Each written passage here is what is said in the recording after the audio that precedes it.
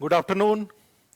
BPSC 66 mains अब कुछ समय के अंदर ही, कुछ दिनों के अंदर ही स्टार्ट होने वाला है और उस प्रक्रिया में एक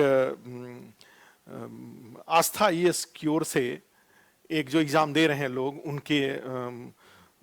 उनकी सफलता में थोड़ी बहुत भागीदारी करने की कोशिश के क्रम में आज आपके बीच में मैं ये डिस्कशन लेके आया हूं। और इसमें जो मेन फोकस होगा वो आंसर, क्वेश्चन पेपर को कैसे फेस करें, आंसर कैसे लिखें और एग्जाम्पल के रूप में कुछ करंट अफेयर्स के टॉपिक्स हम उसको लेंगे। वैसे मेरे पास आरटीआई से बीपीएससी 64th में आरटीआई से जो कॉपी मंगाया गया, ठीक है, वो कॉपी भी मेरे पास अवेलेबल है कई लोगों का। तो उसमें किस तरह से मार्किंग किया गया है वो हमने देखा, और जैसा कि उसमें कुछ भी डिफरेंट नहीं था। पहले भी हम लोग जो क्वेश्चन पेपर जो आरटीआई से कॉपी मंगाया गया था, उस कॉपी को के आधार पे ही हम लोग यहाँ पे जो भी टेस्ट सीरीज अस्थायी इसमें चल रहा था या क्लास के दौरान भी बार बार हमने कहा और एक ओपिनियन बनाने की कोशिश किया कि भाई आप जब आंसर लिखने जाएं तो आंसर में जरूर जितना ज़्यादा से ज़्यादा उसकी, मैंने आप जो बताना चाह रहे हैं एग्जामिनर को, उसकी विजिबिलिटी मैक्सिमम होनी चाहिए, वो दृश्यता उसकी अधिकतम होनी चाहिए।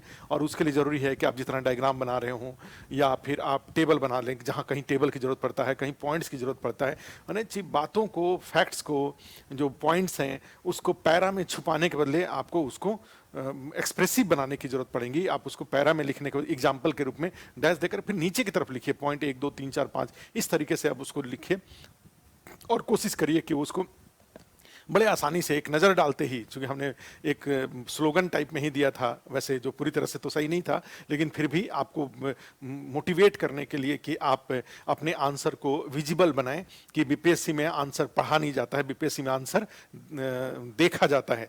और जो आरटीआई से कॉपी आया है उससे भी ये चीज़ होता है कि जिन लोगों ने जो दो तरह के कॉपी चेक किए, दो तरह के कॉपी थे, एक जो आंसर लिखा गया उसके आधार पे ये बात लगता है कि हाँ बीपीएससी में आंसर देखा जाता है। तो वह मैंने जैसे कहा कि पूरी तरह से सही तो नहीं है, निश्चित रूप से देखने के क्रम में जो चूंकि बहुत सारे कॉपी को चेक करते करते आदमी की नज़रें बैठ जाती है कॉपी पे। जो कंटेंट है 11 क्वेश्चन टोटल होंगे, 11 क्वेश्चन में किसी ने कोई और 8 लिखा है, किसी और उसमें जो मिक्सअप होता है, किसी ने कोई क्वेश्चन को छोड़ दिया, किसी ने उस क्वेश्चन को ले लिया, तो इस तरह से पूरे 11 क्वेश्चन पे जो कॉपी जांचने वाले होते हैं उनकी नज़र बैठ जाती है। और नज़र बैठ जाती है तो वो उनको बहुत ज़्यादा मैंने इन डेप्थ जाके देखने की जरूरत नहीं होता है, ऊपर से देखने से ही पता चल जाता है कि जो जरूरत की क्वेश्चन के डिमांड के अकॉर्डिंग कंटेंट वहां दिया गया है कि नहीं दिया गया है। तो इसलिए अब उसमें एकदम एयर टाइट आंसर लिखेंगे, मान लीजिए छोटा छोटा फॉन्ट अगर है और एयर टाइट आंसर है, माने दोनों साइड से लेफ्ट और राइट प्रॉपर एकदम बिल्कुल बंधा हुआ है, ठीक है, तो फिर उसमें मुश्किल हो जाता है बीपीएससी में, चाहे कोई भी एग्जामिनर फिर अब उसको एक एक सेंटेंस आपका नहीं पढ़ेगा आपके ओपिनियन को जानने के लिए कि क्वेश्चन पे आप क्या सोचते हैं, क्या कैसे आप आंसर लिखे हुए। फिर वो उसमें एवरेज मार्किंग होता है, 17-18 नंबर दे करके वो आगे निकल जाएंगे।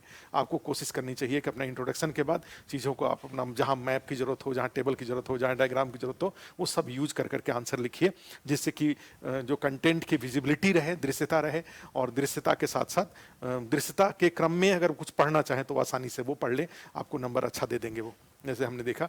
और डेटा इंटरप्रिटेशन का भी जो है क्वेश्चन है उसमें भी स्टेप मार्किंग उन्होंने कर रखा है। और फिर फाइनली जैसे मान लीजिए कि अगर ऐसा होता है कि आपने क्वेश्चन को किया और आंसर लिखने में अगर मान लीजिए 20 आता है और आंसर गलती से कुछ एरर हो गया, तो फिर वो आंसर वाला ही काटते हैं, पूरे क्वेश्चन को नहीं काटते हैं वो। ये आरटीआई के से जो कॉपी है मेरे पास व्हाट्सएप पर लोगों ने भेज रखा है, तो उसके आधार पर मैंने देखा। अब यहाँ पे है कि भाई अब पेपर एकदम नज़दीक आ गया है, तो पेपर नज़दीक आ गया है तो अब उसमें आपको क्या करना होगा। यहाँ पे जैसे मान लीजिए जीएस पेपर 1 की ही बात करें, जीएस पेपर 1, और इस जीएस पेपर 1 में जो सबसे पहले आप जानते हैं 3 सेक्शन आपके लिए हैं। कौन कौन से क्वेश्चन आएंगे? हिस्ट्री का क्वेश्चन आएगा, हिस्ट्री एंड कल्चर का, उसके बाद करंट अफेयर्स के क्वेश्चन रहेंगे, अफेयर्स के क्वेश्चन हैं, और उसके बाद फिर डीआई के क्वेश्चन हैं। तो अब यहाँ पे जैसे ही पेपर सामने पड़ेगा, तो अब यहाँ पे आपको ये देखने की बात है कि आप क्वेश्चन को देख करके घबराने की वाली कोई बात ही नहीं है, क्योंकि मोस्टली जो क्वेश्चन होगा 5 क्वेश्चन में से 3 लिखने होंगे आपको। फर्स्ट सेक्शन में बात करें तो हिस्ट्री कल्चर वाले में, तो ऐसा नहीं होगा कि वो टॉपिक्स आपका जानकार नहीं होगा, टॉपिक जानकार होगा, ओरिएंटेशन को पकड़ने की बात है। अब जैसे मान लीजिए 1857 पर अगर कोई क्वेश्चन आता है और उसका ओरिएंटेशन, तो अब यहाँ पे ये नहीं है कि 1857 पे क्वेश्चन आया है तो 1857 आपने देखा और पता चला कि 1857 की पूरी कहानी वहां पे रख दी। ऐसा नहीं होगा। 1857 पर जो क्वेश्चन पूछा गया है उसके पूरे स्टेटमेंट को पढ़िए और जितना पूछा गया है उतने ही का जवाब दीजिए, जिस एंगल से पूछा गया है। और उसके लिए सबसे अच्छा तरीका होता है कि आपके पास पेंसिल अगर रखे हुए हैं तो पेपर पे आप अंडरलाइन कर दीजिए कि उसमें क्या क्या क्या क्या कितने सेक्शंस, कितने उस क्वेश्चन जो है उस क्वेश्चन में कितने पार्ट हैं, और वो उसी पार्ट का आप एड्रेस करिए। इंट्रोडक्शन में सारे पार्ट को ले लीजिए एक जगह पे, एक इंडिकेटिव जितने भी उसके इंपॉर्टेंट कुछ रिप्लाई हैं उसको आप इंट्रोडक्शन में ले लीजिए, और उसके बाद फिर आप एक एक करके क्वेश्चन का जो डिमांड है उसके अकॉर्डिंग एक एक करके आप आंसर देते जाइए, first part, second part, third part, इस तरीके से, और लास्ट में कंक्लूड कर लीजिए।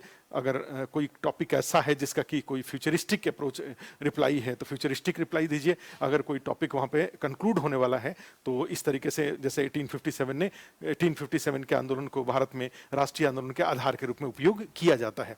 ठीक है, 1857 considered as the base of Indian freedom struggle या इंडियन नेशनल मूवमेंट के आधार के रूप में। तो इस तरीके से आप उसको कंक्लूड कर लीजिए। तो कहने का मतलब मेरा ये है कि जब पेपर सामने पड़े कूल हो जाइए, एकदम घबराने की जरूरत नहीं है, कुछ भी सोचने की जरूरत नहीं है। अब वो 3 घंटे में आपको अपना बेस्ट परफॉर्म करना है और आपने खूब पढ़ा है, खूब नॉलेज आपको है, ऐसा नहीं है कि नॉलेज नहीं है। अब वो एक होता है कि जैसे अभी मॉक इंटरव्यू 65 का चल रहा है तो उसी में से उठ के मैं यहाँ पे आया हूँ, तो उसमें क्या हो रहा है कि उसमें क्या होता है कि बहुत सारे लोग आते हैं और जब 4 लोगों को बैठे हुए देखते हैं तो पता लगा कि वो प्रेशर में आकर के बहुत साधारण साधारण चीज़ों को भूल जाते हैं।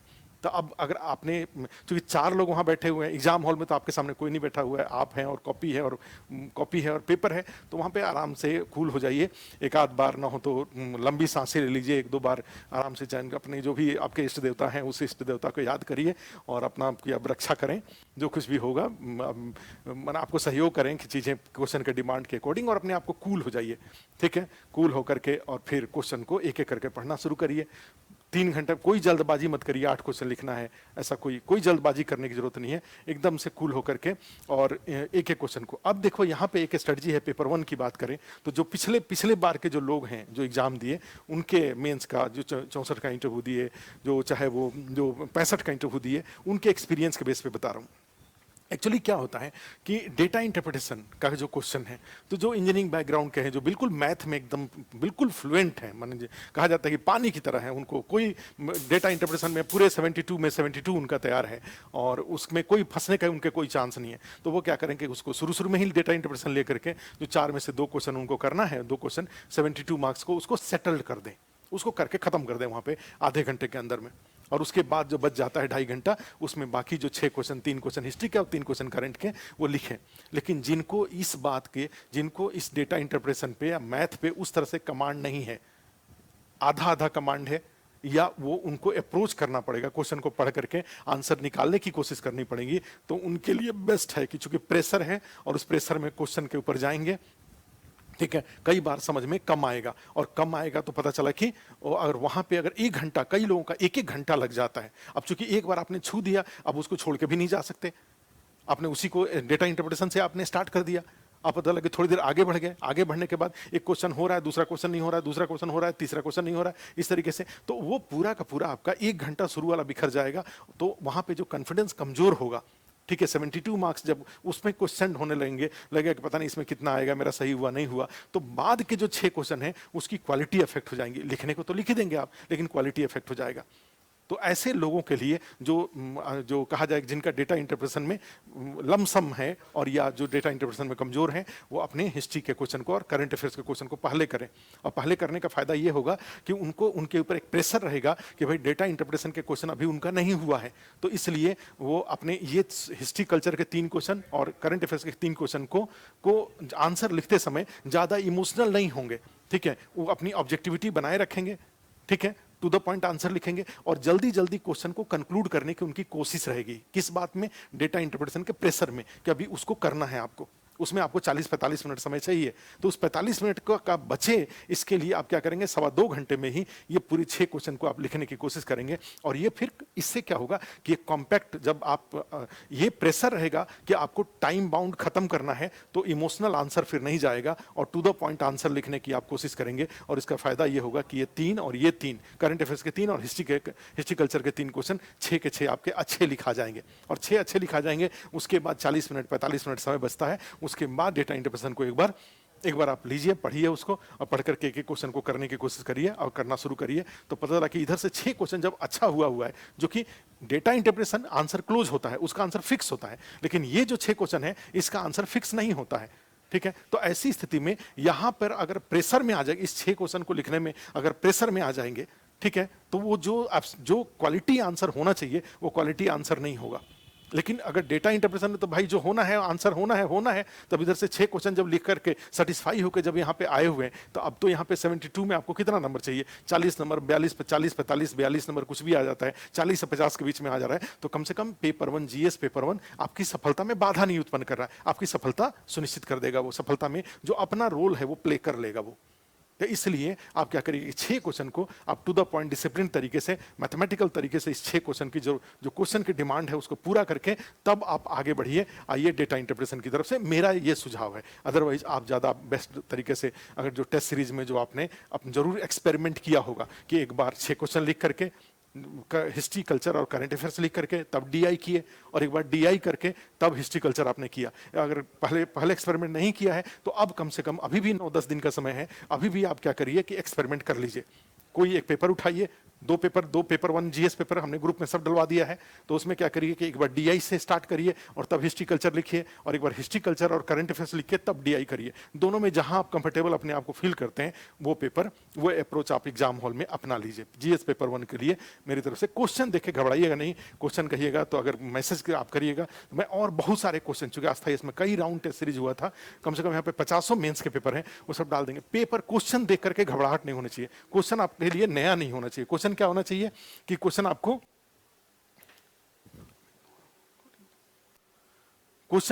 को देख करके घबराने के बदले क्वेश्चन को फेस करने की आदत अपने पास डाल के रखिए। ठीक है, तो ये था, तो ये हमारी तरफ से आपके एग्जाम के लिए कुछ स्ट्रेटजी था। और इस स्ट्रेटजी में अब नया कुछ पढ़ने के बदले जो आपने पढ़ रखा है, चूंकि एग्जाम हॉल में नॉलेज रहेगा, ज्ञान रहेगा, तो मैं यही इंटरव्यू के लिए भी बोल रहा हूँ, 65th इंटरव्यू जो दे रहे हैं उनके लिए भी है, 66 जो मेन दे रहे हैं उनके लिए भी है। नॉलेज नॉलेज नॉलेज नॉलेज पर फोकस करिए। नॉलेज रहेगा, किसी भी टॉपिक के जो फैक्ट याद रहेंगे, ठीक है, सस्टेनेबल डेवलपमेंट गोल अगर इस पे, या अमेरिका यूएस और जो अमेरिकी जो रिलेशन है, जेनेवा समिट हुआ था उसको लेकर के, या और भी जो भी इसमें क्वेश्चन आते हैं G7 की बैठक को लेकर के, या जो वेब 2.0 जो था उससे हमने क्या सीखा, उसका क्या इम्पैक्ट रहा, ये सब चीज़ को, तो इसके फैक्ट अगर आप फ्लो चार्ट के रूप में एक पेज में आपने बना रखा है और उसको बार बार लिख करके अगर उसको याद कर रहे हैं तो फैक्ट याद रहेगा, तो उसके अराउंड एग्जाम हॉल में क्वेश्चन आंसर क्रिएट करने में दिक्कत नहीं आएगी। तो इसलिए अभी भी 7-8 दिन का समय है, जो भी 8 दिन का समय है, इसमें अपने फैक्ट को दोबारा, जो चूंकि बिल्डिंग जो सीमेंटिंग वाला काम है, इतने आप इंटेलेक्चुअल हैं, इतना आप पढ़े हुए हैं, इतने आप सीनियर हो चुके हैं कि सीमेंटिंग का काम आप कर लेंगे, लेकिन उसके लिए आपके पास जो रॉ मटेरियल्स हैं वो रॉ मटेरियल्स ईंट होने चाहिए, गारे बाल, ये सब कुछ होना चाहिए, तब तो सीमेंटिंग होगा। जब ये फैक्ट जो कंटेंट है, कंटेंट नहीं होगा तो फिर सीमेंटिंग नहीं हो पाएगा। ठीक है, फिर वो पता चला कि 7 दिन 8 दिन का अभी भी समय है, अभी भी इस पे आप फोकस कर जाइएगा। एक में दिल ले लें, जैसे क्वेश्चन पेपर, करंट अफेयर्स के जो कुछ क्वेश्चन पेपर ले लें, क्वेश्चन ले लें। हिस्ट्री कल्चर में ऐसा कुछ नहीं है, सब जो भी इंपॉर्टेंट टॉपिक्स हैं, कई लोग बोलते हैं गेस के लिए, तो गेस में मुझे नहीं, मैं गेस में बिल्कुल भी, बीपीएससी में गेस में विश्वास नहीं करता हूं। क्यों? क्योंकि 17-18 टॉपिक हिस्ट्री कल्चर में है, तो 17-18 टॉपिक तो आप रिवीजन कर ही सकते हैं। ये भी नहीं करने की जरूरत है कि पिछली बार पूछा गया तो इस बार नहीं पूछा जाएगा, ऐसा नहीं होता है। कई बार पिछली बार पूछा गया तब भी इस बार पूछ लिया जाता है, ओरिएंटेशन थोड़े चेंज करके पूछ लिए जाते हैं। तो अब इसमें क्या गेस किया जाए भाई? ट्राइबल मूवमेंट में संथाल और मुंडा पे क्वेश्चन हो ही सकता है, जो पीजेंट मूवमेंट है, किसान आंदोलन है, उस पर क्वेश्चन हो ही सकता है, 1857 है, चंपारण है, सिविल डिसोबीडियंस है, नॉन कोऑपरेटिव है, क्विट इंडिया मूवमेंट है, क्वेश्चन हो ही सकते हैं। Science and technology, development of science and technology in Bihar, इसमें क्वेश्चन हो सकता है। प्रेस और ये सारे, तो ये जो बाकी थिंकर्स हैं, तो थिंकर्स में कई बार वो कुछ नए थिंकर्स जोड़ लेते हैं। जैसे मान लीजिए जनरली क्या था कि भाई नेहरू, गांधी, टैगोर और अंबेडकर, इस पे क्वेश्चन आते थे, लेकिन और अब जाकर के वो कुछ दूसरे लोगों को भी जोड़ लेते हैं। पिछले बार राजेंद्र प्रसाद को, जयप्रकाश नारायण को, इस तरह के लोगों को भी जोड़ लेते हैं वो। ठीक है, तो जोड़ लेते हैं। तो अगर मान लीजिए अगर अब यहाँ पे ये है कि 5 क्वेश्चन में 3 लिखना है, तो अगर ऐसे जोड़ते हैं तो अब यहाँ पे कुछ अगर ढूंढने से, लेकिन बहुत रिमोट पर्सनालिटी को ढूंढेंगे तो फिर नहीं हो पाएगा, आपसे भी नहीं हो पाएगा। तो विकल्प आपके पास है, कंपलसरी तो क्वेश्चन होता नहीं है, तो इसलिए हो जाएगा कोई दिक्कत। तो इसमें गेस कराने का, अभी 17 में से 17-18 टॉपिक में से कोई कहे कि जी 5 क्वेश्चन गेस कर दीजिए, 5 ही क्वेश्चन आना है, 5 क्वेश्चन क्वेश्चन गेस कैसे हो पाएगा, आप जानते हैं। तो आप उसको एक दिन में, अगर आपके पास जो भी नोट्स है उस नोट्स को दिन भर में रिवीजन करेंगे तो दिन भर में रिवीजन हो जाएगा। तो फिर इसमें गेस कराने की क्या जरूरत है। गेस कराना और गेस के ऊपर जाना ये रिस्क अपने जोखिम में डालने वाली बात होती है। फिर उस दूसरा करंट अफेयर्स में जाएंगे तो करंट अफेयर्स में भी तो जितने भी फ्लोटिंग, चूंकि बीपीएससी में 350 400 वर्ड लिखने होते हैं, तो क्या वो टॉपिक 400 वर्ड के लिए एलिजिबल है, क्या उसमें 400 वर्ड कंटेंट है, ये भी इंपॉर्टेंट एक पार्ट हो जाता है। तो उस तरह से देखेंगे तो नेशनल इश्यूज, इंटरनेशनल इश्यूज, ये सब चीज़ें बताई गई हैं, क्लास में भी कराया गया, हमने भी कराया, अशोक सर ने भी कराया, लोहिया सर ने भी कराया, सब लोगों ने कराया। फिर अभी भी कुछ टॉपिक लेकर के 3-4 टॉपिक हैं, उसको लेकर के मैं डिस्कस कर देता हूं कि उसमें क्या कंटेंट होगा, ओरिएंटेशन क्या होगा, ठीक है। तो ये इसमें से आ जाता है। फिर डेटा इंटरप्रिटेशन में आप जानते हैं 4 ही तरह के टॉपिक हैं और 4 टॉपिक में से उसका प्रैक्टिस अगर करके जाते हैं, 2-2 3-3 तरह के क्वेश्चन का कम से कम रिवीजन करके जाइए। और एग्जाम, कई जिनका मैथ कमजोर है, डेटा इंटरप्रिटेशन कमजोर है, वो क्या करें कि वो एग्जाम हॉल तक जो भी जाते हैं, आधा घंटा 1 घंटा पहले जाते हैं, थोड़ा बहुत लास्ट टाइम में भी एक बार डेटा इंटरप्रिटेशन वाले क्वेश्चन को, पाई चार्ट का, बार डायग्राम का, लाइन डायग्राम का या टेबुलेशन का कोई क्वेश्चन है, 1-1 2-2 क्वेश्चन का तरीका देख के जाएं, जिससे कि वहाँ पे जब उस तरह के क्वेश्चन उनको सामने पड़ेंगे तो उनको उस क्वेश्चन को इंटरप्रेट करने में दिक्कत नहीं आएगी, ठीक है। तो ये पेपर 1, पेपर 2 में जा रहे हैं तो हिस्ट्री कल्चर में इस बार सेंटर स्टेट रिलेशन वाला टॉपिक इंपॉर्टेंट है। भाई प्रीएम्बल एक इंपॉर्टेंट टॉपिक होता ही है, फंडामेंटल राइट इंपॉर्टेंट होता ही है, डायरेक्टिव प्रिंसिपल इंपॉर्टेंट होता ही है, पार्लियामेंट्री सिस्टम है वो इंपॉर्टेंट है, जुडिशियल और बिहार में पंचायत का चुनाव होना है वो भी सेंटर स्टेट रिलेशन एक आ जाता है, ठीक है। राज्यपाल और 356 हमेशा जो नेशनल इमरजेंसी वगैरह है वो इंपॉर्टेंट होता है। तो लेकिन सेंटर स्टेट रिलेशन इंपॉर्टेंट लगता है कि इस बारे में क्वेश्चन पूछ सकता है। फंडामेंटल राइट से जितने तरह के, डायरेक्टिव प्रिंसिपल से जितने तरह के क्वेश्चन बन सकते हैं उसको जरूर एक बार देख लीजिएगा, ठीक है। रिजर्वेशन इस बार, इलेक्शन रिफॉर्म, इस तरह के टॉपिक्स हैं तो उसका एक फ्लो चार्ट बना करके इसको जरूर देख लीजिएगा। इंडियन ज्योग्राफी में आप जानते हैं फिजिकल ज्योग्राफी पे भी क्वेश्चन पूछता है, ह्यूमन ज्योग्राफी और इकोनॉमिक्स वाले में, तो इकोनॉमिक्स वाले में एग्रीकल्चर का क्वेश्चन होगा, एक इंफ्रास्ट्रक्चर पे भी क्वेश्चन हो सकता है, प्लस जो पॉवर्टी है, अनएम्प्लॉयमेंट है, इंक्लूसिव ग्रोथ है, ये क्वेश्चन हो सकते हैं। फूड सिक्योरिटी पे क्वेश्चन पूछ चुका है, marketing of agriculture produce important हो सकता है, तीनों किसान कानून और उसका जो भी पक्ष है उसके जो फेवर पक्ष विपक्ष में है वो क्वेश्चन हमेशा उसके बातचीत के माध्यम से इस समस्या का समाधान किया जाना चाहिए। This problem should be solve through negotiation, और उस मैंने यही कंक्लूसिव लाइन होना चाहिए, अपनी तरफ से किसी का पक्ष लेने की जरूरत नहीं है, तो किसान भी अपने हैं और देश की सरकार भी अपनी है, ठीक है। तो इस पॉइंट ऑफ व्यू से जाएंगे तो ये इंपॉर्टेंट हो जाता है। तो एक ह्यूमन रिसोर्स वाला है, नीति आयोग का भी अचीवमेंट्स अपने नीति आयोग कम से कम 10-12 फैक्ट उसके याद करके आपको रखने चाहिए। नीति आयोग इनिशिएटिव्स है, नीति आयोग अचीवमेंट्स, ये आपके लिए एक 10-12 फैक्ट्स वहाँ रखेंगे तो हो जाएगा। उसके बाद 15 फाइनेंस कमीशन वाला टॉपिक इस बार इंपॉर्टेंट है, इंप्लीमेंट हुआ पड़ा है, करंट अफेयर्स में भी है और प्लस इकोनॉमिक्स का भी है। तो इस तरीके से जाएंगे तो साइक्लोन में मानसून वगैरह है, चक्रवात वगैरह है, ये सब बाढ़ वगैरह, फ्लड वगैरह आता है, तो इंडियन ज्योग्राफी के साइड से आपके लिए इंपॉर्टेंट हो सकता है, ग्रीन रिवोल्यूशन वगैरह में जाएंगे तो। उसके बाद जाते हैं तो फिर साइंस टेक्नोलॉजी में जो अप्लाइड क्वेश्चन अगर पूछेगा तो फिर, लेकिन फिर भी एक बात हमेशा ध्यान रखिएगा, ये आपकी information technology, space technology, biotechnology, nuclear energy, renewable energy, ये सब जो टॉपिक्स हैं तो इसका ही एप्लीकेशन होता है। इंफॉर्मेशन टेक्नोलॉजी में जो विजिबल टॉपिक्स आपको सामने दिख रहे हैं उसका एप्लीकेशन पर क्वेश्चन पूछा जा सकता है। To make a smart village, use of science, how science and technology can be used. तो आपको फिर वहाँ पे सोचना पड़ेगा कि गाँव के कितने डायमेंशंस हैं। तो गाँव का एक इकोनॉमिक एस्पेक्ट्स है, इकोनॉमिक एस्पेक्ट्स में सबसे इंपॉर्टेंट वहाँ पे एग्रीकल्चर है, तो एग्रीकल्चर है, एनिमल हस्बेंड्री है, हॉर्टिकल्चर का है, वहाँ पे किस तरह से साइंस टेक्नोलॉजी उसमें यूज हो सकता है, information communication technology, mechanisation of agriculture, ये हो सकता है। फिर उसी में आता है तो आपके जो सोशल एस्पेक्ट्स है उसमें हेल्थ है, एजुकेशन है, विमेन एम्पावरमेंट से रिलेटेड बातें हैं, स्किल डेवलपमेंट से रिलेटेड बातें हैं, तो ये सब कुछ है। वहाँ पे कैसे साइंस एंड टेक्नोलॉजी को आप एडुटेक का यूज कर सकते हैं, टेलीमेडिसिन का यूज कर सकते हैं, ठीक है। ट्रेनिंग वगैरह का कैसे रूरल लेवल पर ही स्किल डेवलपमेंट करके एक ह्यूमन रिसोर्स क्रिएट कर सकते हैं वहाँ पे। तो यहाँ पे रूरल एरियाज में कैसे आप मॉडर्न एक हॉस्पिटल्स कैसे क्रिएट कर सकते हैं, डेवलप कर सकते हैं, जो कि वर्ल्ड क्लास हो सकता है। भाई एम्स से उसको टेलीमेडिसिन से जोड़ा जा सकता है, तो इसमें आ जाता है। फिर उसके बाद जाते हैं तो इसके होता है रोड कनेक्टिविटी को लेकर के, जो संपर्क उसका बढ़ाने के लिए, तो संपर्क बढ़ाने में आप किस तरह से ई व्हीकल्स को यूज कर सकते हैं जो कि इको फ्रेंडली भी है और साथ में इकोनॉमिक भी है। ठीक है, मुख्यमंत्री का जो ग्राम संपर्क योजना है उसमें इस तरह के व्हीकल्स की बातें की गई हैं, सरकार द्वारा सब्सिडी भी दी जाती है, क्रेडिट भी दिया जा रहा है, तो ये उसमें आ जाता है। फिर उसके अलावा जाते हैं तो पंचायती राज सिस्टम को इफेक्टिव बनाने के लिए गवर्नेंस वाला जो पार्ट है उसमें किस तरह से पंचायत में ई गवर्नेंस का, कंप्यूटराइजेशन का, पैक्स को कैसे मॉडर्नाइज कर सकते हैं, primary agriculture credit society, cooperative societies को कैसे मॉडर्नाइज कर सकते हैं, ग्राम है, ग्रामीण एग्रीकल्चर मार्केट है, उसको कैसे ई नाम से आप जोड़ सकते हैं, ई पशु हाट से जोड़ सकते हैं, जैविक खेती से जोड़ सकते हैं। तो ये सब चीज़ें उसमें आप ई गवर्नेंस वाले में ले सकते हैं। ठीक है, law and order maintain, FIR दर्ज करना है तो लोगों कानून व्यवस्था बनाए रखने में कैसे लोगों को अवेयर, कॉमन सर्विस सेंटर जो होते हैं गाँव में वो उसका यूज करके कैसे जो शासन के अपर लेवल तक कैसे आप पहुँच बनाने में हेल्प कर सकते हैं। तो पूरा टू मेक स्मार्ट विलेज, ये सारे डायमेंशंस को ध्यान में रख के अपॉर्चुनिटी ऑफ एम्प्लॉयमेंट क्रिएट करने के लिए या ट्रेड एंड कॉमर्स के लिए गांव से कैसे गांव में कैसे डिमांड कैसे मंगाना, ठीक है, ई कॉमर्स के थ्रू, और कैसे ई कॉमर्स के प्लेटफॉर्म से गांव से सामान को भेजना, या एम किसान जो किसान रेल है उसका यूज करके। तो ये सारी बातें आप वहाँ पे ये सब एक smart to create a smart village use of science and technology में इसमें कर सकते हैं। तो उसमें रिन्यूएबल एनर्जी भी आता है, कुसुम पीएम कुसुम है या उजाला स्कीम है, उसमें भी साइंस टेक्नोलॉजी यूज हो सकता है। ठीक है, रूफटॉप जो सोलर सिस्टम है वो यूज हो सकता है, बायोगैस प्लांट यूज किए जा सकते हैं, तो उसमें जाएंगे। वेस्ट मैनेजमेंट के लिए आप उसमें कर सकते हैं कि सारे का वहाँ पे बायोगैस प्लांट लगा दिया जाए, और बायोगैस प्लांट लगा करके सारे गांव का जो वेस्ट है उसी में यूज करें। जैसे पराली ही है गाँव में, तो पराली को कैसे बायोमास के रूप में यूज करके इलेक्ट्रिसिटी जनरेट किया जा सकता है। तो ये सारी बातें आपको एक डायग्राम एक छोटा सा बना करके, और वहाँ पे जैसे पूछा हुआ है स्मार्ट सिटीज में साइंस एंड टेक्नोलॉजी, तो उस तरह से स्मार्ट विलेज में साइंस एंड टेक्नोलॉजी एक क्वेश्चन हो सकता है। या एजुकेशन में साइंस एंड टेक्नोलॉजी, बिहार में एजुकेशन को बढ़ावा देने में किस प्रकार विज्ञान प्रौद्योगिकी का उपयोग किया जा सकता है। तो इसके लिए भी आप चाहें तो आप अपना एक स्ट्रक्चर क्रिएट कर सकते हैं। या हेल्थ एंड टेलीमेडिसिन में भी कैसे साइंस टेक्नोलॉजी का यूज कर सकते हैं। तो ऐसे अप्लाइड कोई क्वेश्चन पूछा जाता है तो रिन्यूएबल एनर्जी बिहार के लिए एक इंपॉर्टेंट टॉपिक है।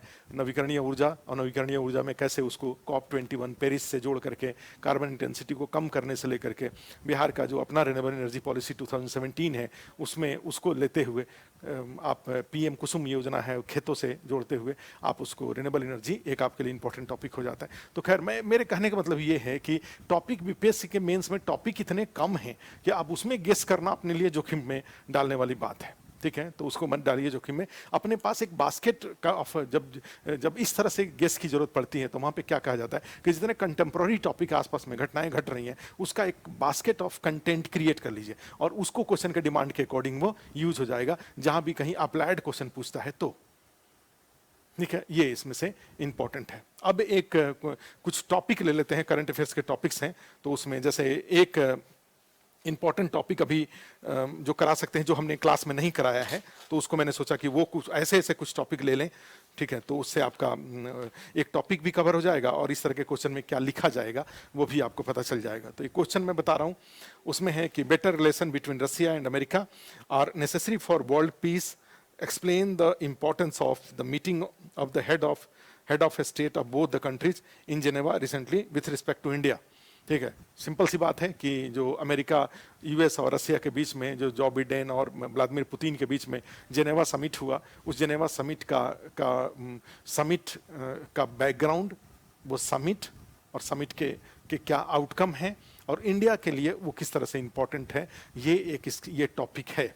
ठीक है, और इस टॉपिक में आप जानते हैं कि भाई आपको एक इंट्रोडक्शन क्रिएट करना पड़ेगा, और उसमें भाई सिंपल सी बात है कि these two country, Russia, USA and Russia are two, ठीक है, most developed nation of the world. ठीक है, और ये इस तरीके से सेंटेंस को शुरू करके इंट्रोडक्शन में क्रिएट करके, और उसके बाद both countries has huge political importance as well as economic importance, strategic importance, global importance. Both countries are part of, दोनों देश जो यूनाइटेड नेशन सिक्योरिटी काउंसिल के भाग हैं। ठीक है, भाग हैं, और भारत जैसे देश के लिए भी भारत का दोनों देशों के साथ अच्छे संबंध रहे हैं, और इस तरह से दोनों देशों के बीच में तनाव का कम होने से भारत के लिए यह अधिक सकारात्मक स्थिति मानी जा सकती है। तो ये एक इंट्रोडक्शन वाला पार्ट आपने लिखा, और उसके बाद दोनों में आते हैं तो फिर दोनों में आप शुरू कर सकते हैं। जैसे आंसर लिखने में उसमें यह है कि अमेरिका और जो यूएसएसआर है 1990 तक किस तरह से कोल्ड वार में दो इंपॉर्टेंट अपोनेंट्स थे। लेकिन 1990 में यूएसएसआर के कोलैप्स करने के बाद रसिया इमर्ज करता है, और रसिया का जब कैपिटलिस्टिक कन्वर्जन होता है तो उसमें अमेरिका का बहुत इंपॉर्टेंट रोल रहा है as a investment, technological support या फॉर रीबिल्डिंग ऑफ रसिया, ठीक है, एज ए डेवलप्ड नेशन में इसका इंपॉर्टेंट रोल रहता है। दोनों देशों के बीच में फिर आ जाते हैं जो प्रेजेंट सिचुएशन है उसमें व्लादिमीर पुतिन और अमेरिका के बीच में, जो रसिया और अमेरिका के बीच में जो तनाव के कौन कौन से बैकग्राउंड्स रहे हैं, तो उस तनाव के बैकग्राउंड्स में क्रीमिया का जो 2014 में एनेक्सेशन किया था, ठीक है, एनेक्सेशन किया था, तो वो एनेक्सेशन आपको उसके वहाँ से एक तनाव की स्थिति उत्पन्न होती है, और उसको G8 से रसिया को कैसे अमेरिका और यूरोपीय यूनियन के द्वारा उसको माने G8 से उसको बाहर कर दिया जाता है। तो वहाँ से तो एक क्रीमियन एनेक्सेशन बाई रसिया है फ्रॉम यूक्रेन एक तनाव का कारण रहा, G8 से उसको बाहर करना ये भी एक तनाव का कारण रहा। अब जो अमेरिका में 2016 में जो चुनाव हुआ था उसमें रसिया का जो साइबर एक्टिविटीज़ थी, एक तरह से जो कहा जाए कि अमेरिकन प्रेसिडेंशियल इलेक्शन को जो प्रभावित करने की जो उसकी कोशिश थी, वो भी दोनों देशों के बीच में तनाव का एक कारण रहा है। रसिया के अंदर में जो ह्यूमन राइट्स वायलेशन है, विशेषकर जो अपोजिशन जो अपोनेंट्स लीडर हैं उनको लेकर के, तो वो भी एक तनाव का उनमें कारण है। इनके अलावा जाएंगे तो growing relation between Russia and China, America और रसिया और चीन के बीच में जो बढ़ते संबंध है वो अमेरिका के लिए एक चुनौती है।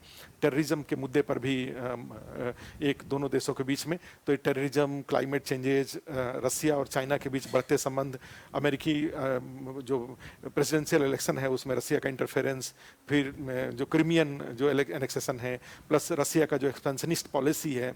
इनके अलावा जाएंगे तो साइबेरिया में जो आर्कटिक जो एरियाज है जहाँ पे जो मेल्टिंग हो रहा है तो वहाँ पर, तो ये सब बैकग्राउंड है दोनों देशों के बीच में तनाव का। और उसके बाद जाएंगे तो extreme of this tension can be considered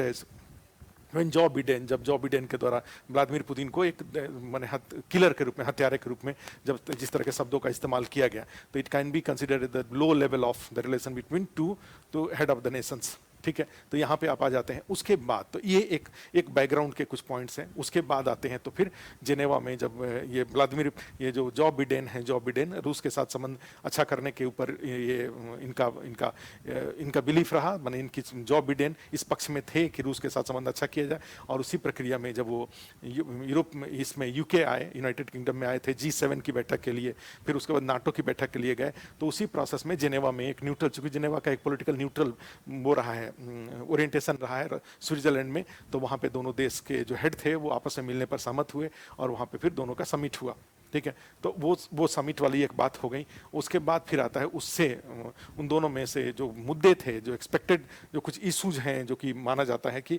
उसमें से दोनों देशों के बीच में से उभर के अमेरिका का जो एक्सपेक्टेशन था रसिया से, ठीक है, और रसिया का जो एक्सपेक्टेशन था, तो उसमें एजेंडा में जाएंगे तो जैसे कहा जाता है कि टू इंक्लूड स्ट्रेटेजिक स्टेबिलिटी, ठीक है, जैसे अफगानिस्तान का इशू ही है, ईरान वाला इशू ही है, या जो रसियन जो यूएसएसआर के जो भी कन्फेडरेशन ऑफ इंडिपेंडेंट स्टेट्स था, CIS के जो कंट्रीज हैं, बेलारूस का है या यूक्रेन का है, तो इस तरह के जो देश हैं यहाँ पे रसियन जो एक्सपेंशनिस्ट जो उनका अप्रोच है उसको लेकर के है।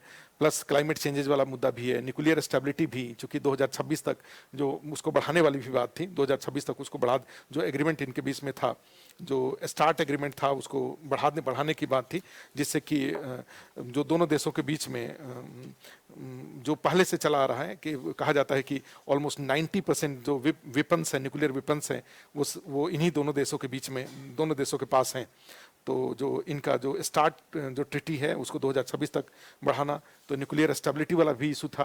प्लस इसके अलावा जो आर्म्स कंट्रोल, साइबर सिक्योरिटी, ठीक है, तो इस तरह के कई सारे, प्लस रसिया में जो ह्यूमन राइट्स का इशू है, तो ये सारे मुद्दे एक्सपेक्टेड थे कि इनमें इस पर बातचीत की जाएगी और बातचीत के माध्यम से इससे जो भी इसको सेटल करने की कोशिश की जाएगी, दोनों देशों के बीच में एक कंसेंसस लाने की कोशिश किया जाएगा। लेकिन ऐसा सबसे बड़ी उपलब्धि, इस मीटिंग की सबसे बड़ी उपलब्धि यही रही कि दोनों के जो हेड्स हैं उनके बीच में जो तनाव था, जो इवन पर्सनल जो टेंशन था, वो पर्सनल टेंशन थोड़ा वीक हुआ इस समिट से, हैंडशेक से का सबसे बड़ा बेनिफिट ये हुआ, और दो फिर से बातचीत का एक नया, बातचीत के नए दौर की शुरुआत हुई। इसका मोस्टली अचीवमेंट यही रहा। प्लस इनके अलावा जाएंगे तो दोनों देश अपने जो डिप्लोमेट्स थे उनको एक दूसरे के यहाँ फिर से भेजने पर दोनों देश सहमत हुए हैं, और प्लस बाकी जो ह्यूमन राइट्स और ये सारी मुद्दे, तो अमेरिका अपने मुद्दों को उनके सामने उठाने पर सहमत हुआ। ठीक है, तो ये इसमें से जाएंगे तो कुछ आउटकम उसका रहा। अब उसके बाद जाते हैं तो फिर इसमें इंडिया का इसका क्या, इंडिया के लिए ये किस प्रकार ये रिलेवेंट है, तो उसमें जाएंगे तो सबसे बड़ी बात है कि इसमें इंडिया के पॉइंट ऑफ व्यू से एक तो दोनों देशों के बीच में आप ध्यान रखेंगे, एक सेंटेंस जरूर बनता है ये कि दोनों देश भारत के मित्र हैं। रसिया भारत का एक ऐसा मित्र देश रहा है जिस पर भारत हमेशा विश्वास करता है। आर्म्स वगैरह जो भी होते हैं वो रसिया से, भारत सबसे ज़्यादा, भारत जो अपना आर्म्स है वो रसिया से खरीदता है, जो हथियार वगैरह हैं। लेकिन इन जो present global challenges, specially challenge created by China, Bharat को ऐसा लगता है कि अमेरिका के साथ संबंधों को अच्छा रखना भी जरूरी है। ठीक है, तो उस पृष्ठभूमि में अमेरिका और चाइना के बीच में तनाव के बढ़ने से भारत के हित प्रभावित होते हैं, प्रत्यक्ष रूप से भी और अप्रत्यक्ष रूप से भी। प्रत्यक्ष रूप से रसिया के साथ जो भारत के संबंध है वो प्रभावित होते हैं, क्योंकि अमेरिका ने जब रसिया पर सैंक्शन लगाया तो ऐसी स्थिति में भारत को इस बात के लिए बाध्य होना पड़ा कि वो जो आर्म्स डील है, कई सारे आर्म्स डील को रोका जाए। प्लस इसके अलावा जाएंगे तो ईरान से जो भारत का, चूंकि जो रसिया है वो ईरान का सपोर्टर रहा है, और इंडिया का ईरान के साथ ऑयल डील रहा। ठीक है, जो तेल का प्लस चाहबार जो पोर्ट है उसको लेकर के, तो ये दोनों देशों के बीच में तनाव अगर कमजोर होते हैं तो उसका सबसे बड़ा फायदा ये होगा कि इंडिया का रसिया के साथ जो रिलेशन है वो मजबूत होगा। एक दूसरा मजबूत ये होगा कि रसिया के साथ जो आर्म्स डील वगैरह हैं वो सब, प्लस इसके अलावा भारत जो रूस के प्रभाव से चीन के साथ संबंधों को संतुलित करने का प्रयास कर सकता है। इनके अलावा ईरान के साथ भारत के संबंध दोबारा स्थापित हो सकते हैं, इसमें रसिया रोल प्ले कर सकता है। इनके अलावा जाएंगे तो इस दोनों देशों के बीच के संबंध के सकारात्मक होने का, पॉजिटिव होने का एक और फायदा ये होगा कि रसिया जिस चाइना पाकिस्तान के साथ पहले से जुड़ा हुआ है, अगर रसिया उसके साथ मिल जाता है तो रसिया, चाइना, पाकिस्तान भारत के लिए एक गंभीर खतरा उत्पन्न कर सकते हैं। तो ऐसी स्थिति में दोनों देशों के बीच संबंध सुधरने से, भारत का रसिया के साथ जो संबंध सुधरेगा उससे रसिया के पाकिस्तान के साथ जाने से भारत रोकने में सक्षम हो सकता है, जो कि उसकी रक्षा चुनौती के लिए it is important for strategic challenges of India. तो इसमें यह आता है। इनके अलावा जाते हैं तो इनके अलावा जो S-400 का जो डील था वो भी भारत दोबारा उसको, माने S-400 डील को रियलाइज किया जा सकता है। तो ये सारे के सारे इसमें जाएंगे। तो ओवरऑल आप इस तरह के जो US रसिया जो है तो उसका एक इंट्रोडक्शन वाला पार्ट बनता है। ठीक है, कि दोनों देश किस तरह के रहे हैं, दोनों देश वर्ल्ड के लीडिंग इकोनॉमिक पावर हैं, सुपर पावर रहे हैं, प्लस उनका जो यूनाइटेड नेशन सिक्योरिटी काउंसिल के दोनों मेंबर हैं, प्लस इनका दोनों का ग्लोबल जो भी डिस्प्यूट्स है सब जगह वो एक पक्ष दूसरे पक्ष के रूप में ये हमेशा एक दूसरे के विरुद्ध खड़े हुए नजर आते हैं। और भारत के साथ सबसे बड़ी चुनौती है कि भारत, दोनों देशों के साथ भारत के अच्छे संबंध हैं और अच्छे संबंध भारत रखना भी चाहता है। ठीक है, तो ऐसी स्थिति में दोनों देशों के बीच में तनाव में कमी आना, दोनों देशों के बीच बात, तो ये इंट्रोडक्शन वाला पार्ट हो गया। उसके बाद आ जाता है कि दोनों देशों के बीच का एक इतिहास 1990 तक क्या रहा और 1990 के बाद क्या रहा, और फिर आ जाता है रिसेंटली क्या हुआ। क्रीमियन 2014 में क्रीमियन एनेक्सेशन से लेकर के, और फिर अभी जो प्रेसिडेंशियल इलेक्शन 2020 में हुआ वहां तक की जो बातें कही जाए तो वहां तक ये रिलेशन में तनाव के क्या कारण रहे। और उसके बाद आ जाता है कि इन दिस बैकग्राउंड, ठीक है, this some importance of this summit.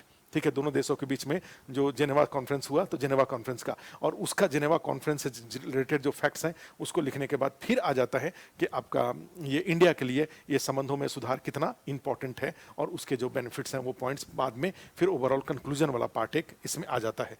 तो आप लिख देंगे वे फॉरवर्ड में इंडिया का भी रेफरेंस जरूर लेंगे कंक्लूजन में, कि दोनों देशों के बीच संबंध सुधरने से विभिन्न मुद्दों पे, वैश्विक शांति से लेकर के ग्लोबल पीस से लेकर के अफगानिस्तान इशूज, ईरान इशूज में, इजराइल फिलिस्तीन का इशू, सीरियन इशूज, सबके सेटल होने की साथ ही साथ एक तरह से भारत के दृष्टि से चाइना का जो एक्सपेंशनिस्ट जो अप्रोच है, उस एक्सपेंशनिस्ट अप्रोच को काउंटर करने में भी मदद मिल सकती है, जो कि रसिया के भी हित में है, अमेरिका के भी हित में है। तो इस तरह से आप कंक्लूड इसको कर लेंगे। तो एक टॉपिक इसमें मुझे लगता था कि ये एक टॉपिक था जो कि आप इस बार देख लीजिएगा, इसको तैयार कर लीजिएगा, हाल ही में हुआ है, क्वेश्चन पेपर बनने के दौरान ये टॉपिक चल रहा होगा।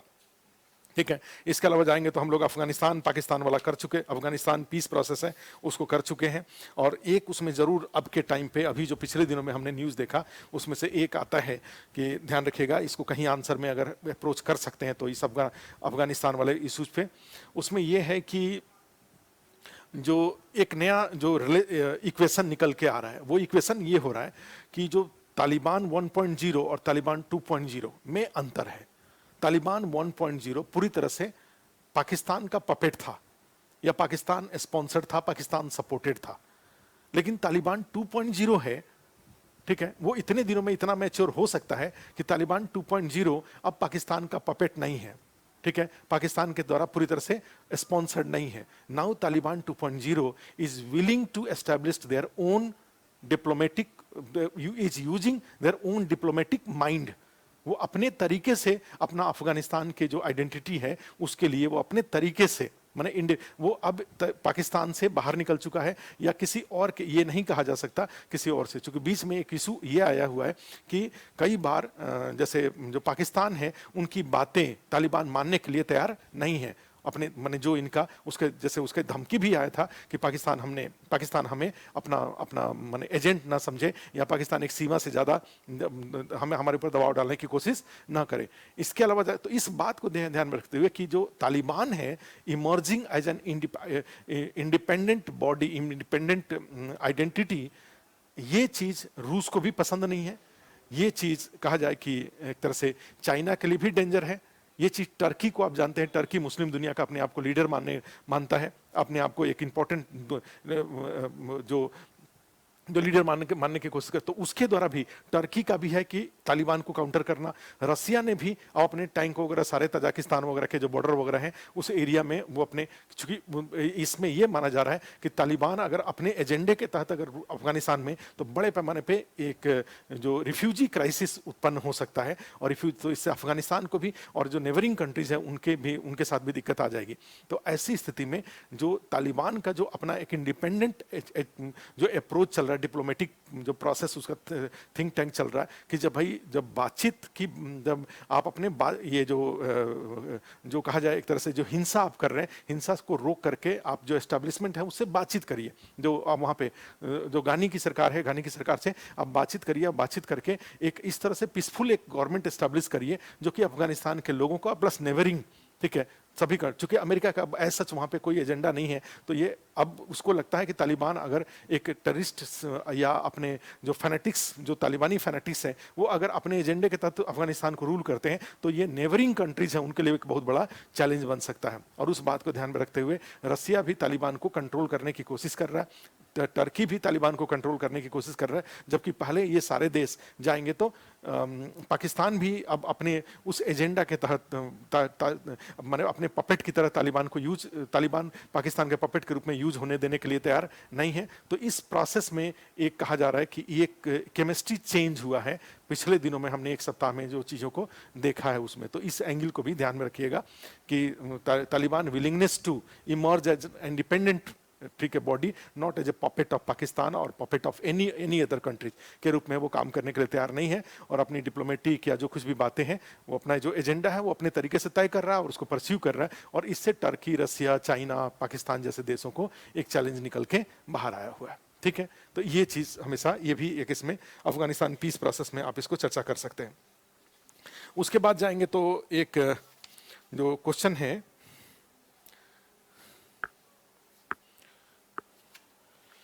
एक क्वेश्चन इसमें आ रहा है कि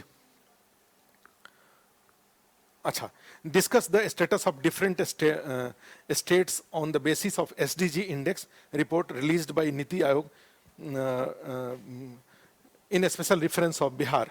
ठीक है, इसमें इस तरह का क्वेश्चन एक आता है। अभी आपने देखा होगा कि सस्टेनेबल डेवलपमेंट गोल, नीति आयोग ने अपना इंडिया के जो स्टेट्स हैं उनके डेवलपमेंट को मॉनिटर करने के लिए, इकोनॉमिक डेवलपमेंट, सोशल डेवलपमेंट को मॉनिटर करने के लिए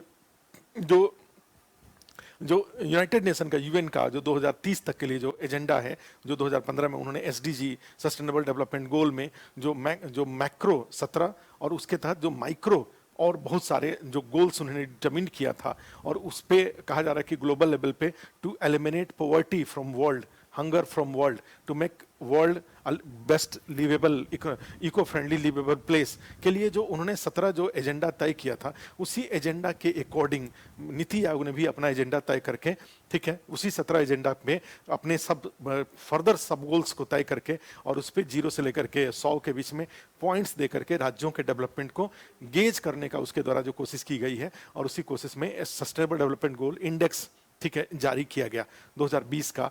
और उसमें आप जैसे कि जानते हैं कि बिहार सबसे नीचे है।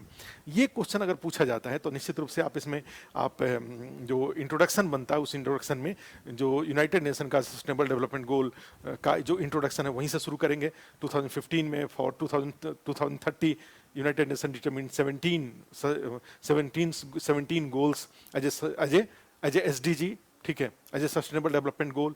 और उसमें to make world poverty free, hunger free, and to ensure availability of drinking water to all, better health, better education, ठीक है, ये सब बातों का इको फ्रेंडली डेवलपमेंट, ये चर्चा करके, और फिर उसी में आ जाता है कि किस तरह से नीति आयोग ने राज्यों के लिए अपना एक sustainable development goal, sustainable development index तैयार किया है, और उसमें फिर सभी राज्यों को 0 से 100 के बीच में मार्क्स दिया जा रहा है, और उस मार्क्स के आधार पर जो इंडेक्स और उसके अकॉर्डिंग उनका क्रोनोलॉजी सीक्वेंसिंग उनकी की गई है, ठीक है।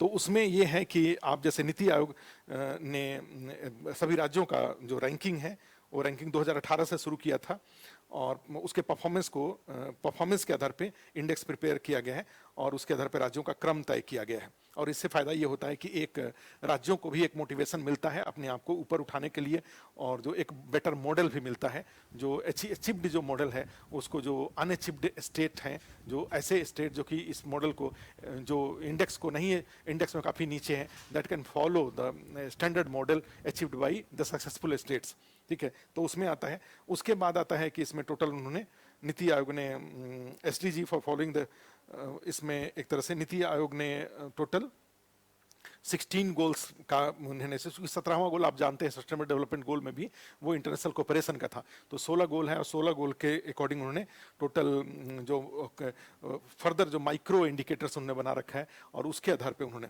ठीक है।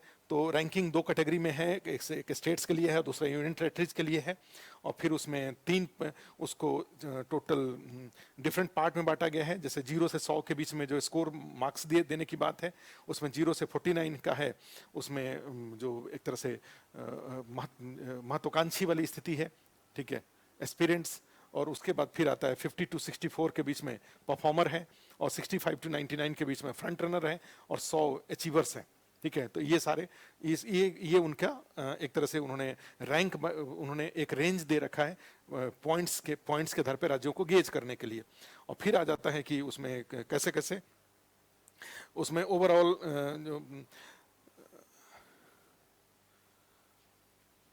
ओवरऑल जाएंगे, तो इसमें जो कुछ इशूज हैं, जो 16 गोल्स हैं, 16 गोल्स में भी जो clean energy, urban development, health, ठीक है, उसके अलावा जो इंडस्ट्रियल डेवलपमेंट है, इनोवेशन है, इंफ्रास्ट्रक्चर है, ये सारे उसमें आपको वो जो 16 गोल्स हैं नीति आयोग के, वो 16 गोल्स का भी कुछ कम से कम 8-10 गोल्स को जरूर याद रखेंगे, जिसके आधार पे आप उनको पॉइंट्स दे सकते हैं। तो उसी में स्टेट वाइज में जाएंगे तो अलग अलग इन्होंने, जैसे केरला है तो केरला बेस्ट परफॉर्मर रहा है, उसके बाद जाते हैं तो तमिलनाडु, फिर हिमाचल प्रदेश, ये रहे हैं। जो सबसे वर्स्ट परफॉर्मिंग स्टेट्स हैं उसमें बिहार है, 52 पॉइंट्स उसको मिला, झारखंड को, फिर उसके बाद असम, ठीक है। तो सबसे नीचे बिहार और झारखंड है। तो इसमें सस्टेनेबल डेवलपमेंट गोल के डिफरेंट पॉइंट ऑफ व्यू से देखा जाएगा तो बिहार को लास्ट पोजीशन है।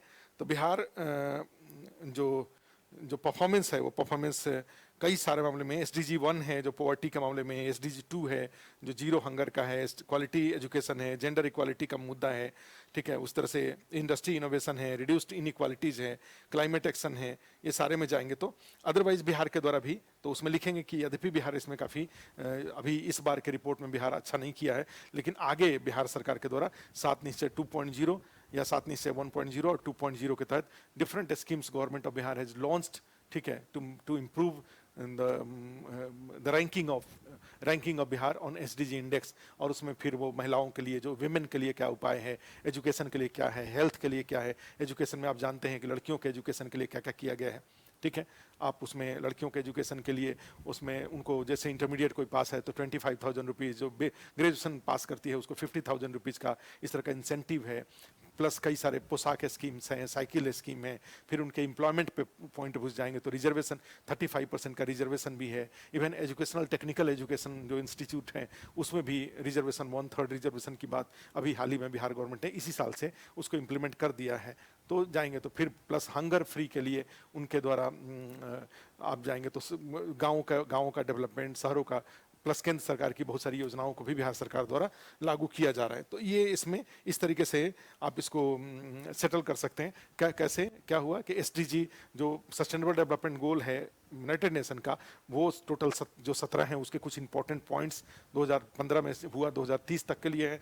फिर नीति आयोग का जो 16 है उस 16 के कुछ इंपॉर्टेंट पॉइंट्स की चर्चा कर देंगे। उसके बाद फिर आता है तो उसमें आ जाता है कि आपका ये जो परफॉर्मेंस को मेजर करने के लिए जो उन्होंने रेंज बना रखा है पॉइंट्स का 0 से 100 का के बीच में, जैसे जो एक तरह से अचीवमेंट्स वाला फेज है 0 से 49 का है, फिर 50 से 64 का है, फिर 64 से 99 का है, फिर 100 का है। तो इस तरीके से जो उन्होंने बना रखा है उसके, और उसमें फिर डिफरेंट जो SDG 1 सस्टेनेबल डेवलपमेंट गोल 1 है, 2 है, 3 है, वो इसमें बिहार की स्थिति क्या है उसके बारे में चर्चा करके फिर आ जाता है कि केरला नंबर 1 है और बिहार किस तरह से नंबर, और फिर बिहार के द्वारा to improve the conditions of Bihar, Bihar अपनी स्थिति में सुधार करने के लिए जो कर रहा है उसमें जाएंगे तो 7 निश्चय 2.0 के जो 7 निश्चय हैं उसको प्रैक्टिकली इंप्लीमेंट करने के लिए, प्लस सेंट्रल गवर्नमेंट के जो स्कीम्स है उसको भी स्टेट में इफेक्टिवली इंप्लीमेंट करने के लिए, और फिर कंक्लूजन में आ जाता है टू मेक बिहार, ठीक है, to improve the ranking of Bihar in sustainable development गोल,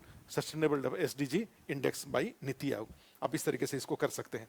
तो एक ये भी एक आपके लिए टॉपिक था। एक अगला टॉपिक इसमें आता है कि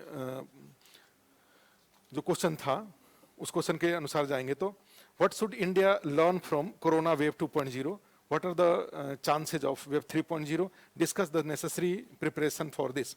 ठीक है, ये जो कोरोना पेंडेमिक है तो कोरोना पेंडेमिक का जो का सबसे बड़ी बात है कि फर्स्ट जो प्रिपरेशन के क्रम में जाएंगे तो जैसे अब एकदम डेट हमने प्रिपेयर नहीं कर रखा है, आप अपना प्रिपेयर कर लेंगे। एक होता है टाइमलाइन इसका आप डेट कुछ याद कर लेंगे।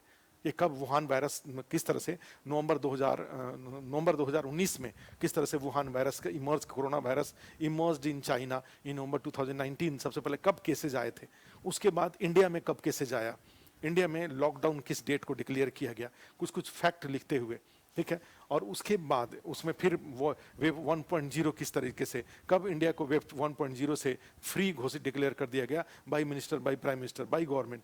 उसके बाद वेव 2.0 का डेडलाइन क्या है, उसके बाद फिर आ जाता है, ठीक है, वैक्सीनेशन वगैरह से रिलेटेड कुछ फैक्ट हैं। तो आप एक पेज पे कम से कम, ठीक है, एक पेज पे सारे जो डेट हैं और सारे जो फैक्ट्स हैं वो फैक्ट्स को आप इकट्ठा कर लेंगे।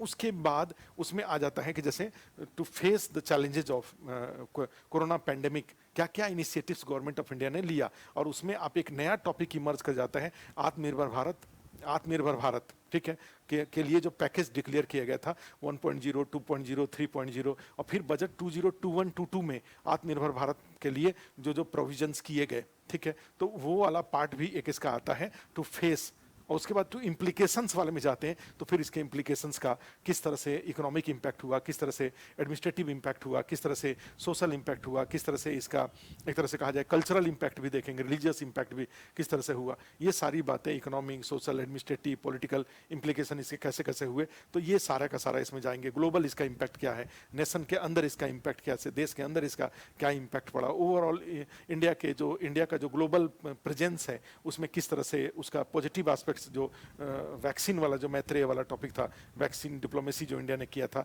वो वाले से, प्लस मेडिसिन के थ्रू इंडिया ने अपने स्ट्रेचर को किस तरह से इंप्रूव किया, क्वाड वगैरह का रेफरेंस लेकर के उसमें कर सकते हैं, ठीक है। या G7 में जो इनवाइटी के रूप में इंडिया को बुलाया गया था और वहाँ से जो इंडिया का एक ओवरऑल इमेज बूस्टअप हुआ, ठीक है, तो वो एक आ जाता है। तो एक वेव जैसे कोरोना का जो फैक्ट है वो 4-5 जो फैक्ट डेट्स हैं वो डेट्स को याद रखना पड़ेगा। फिर आ जाता है उसके बाद उनके इम्पैक्ट हैं, वो इम्पैक्ट का इकोनॉमिक इम्पैक्ट, ठीक है, उसके बाद सोशल इम्पैक्ट, उसके बाद जाएंगे तो एडमिनिस्ट्रेटिव इम्पैक्ट हुआ, एक तरह से पॉलिटिकल इम्पैक्ट, कल्चरल इम्पैक्ट, फिर इसका पूरा फ्लो चार्ट इकोनॉमिक इम्पैक्ट में जाते हैं तो कहाँ कहाँ एग्रीकल्चर में जैसे जाते हैं तो एग्रीकल्चर में पॉजिटिव रहा, 3.6 का एग्रीकल्चरल ग्रोथ मिला। लेकिन वहीं जाएंगे तो जो फर्स्ट जो क्वार्टर था अप्रैल 2020 से, उसमें पता लगा -23.6% का डिक्लाइन हुआ, चूंकि उसमें सीवियर लॉकडाउन था, कर्फ्यू था पूरे देश में, तो ऑटोमेटिकली नीचे की तरफ जीडीपी नीचे की तरफ गया था, ठीक है। तो वहाँ से किस तरह से, तो इकोनॉमिक इम्पैक्ट में जाएंगे तो कैसे इंडस्ट्री लॉकडाउन हुआ, कैसे जो एक तरह से जो ट्रांसपोर्टेशन सिस्टम था वो लॉकडाउन हुआ, कैसे जो बैंकिंग लोगों की नौकरियां किस तरह से गई और उससे बैंकों के ऊपर किस तरह से इम्पैक्ट हुआ, फाइनेंशियल जो इंस्टीट्यूशंस थे, जो हेल्थ जो इंश्योरेंस कंपनीज थी उसके ऊपर, टूरिज्म के ऊपर कैसे कैसे इसका इम्पैक्ट आया था, ठीक है।